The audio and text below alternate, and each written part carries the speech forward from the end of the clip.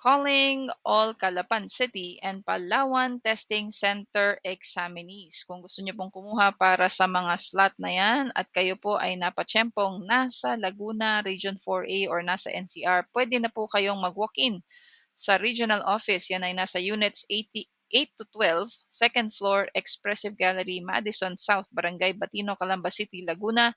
Dala ang tama at kompletong requirements tulad ng mga sumusunod. Number one government-issued ID showing your date of birth. Number two, certified true copy or CTC of any of the following school documents. Pwedeng letter A, transcript of records or TOR. Letter B, pwedeng diploma. Letter C, pwedeng certificate of graduation.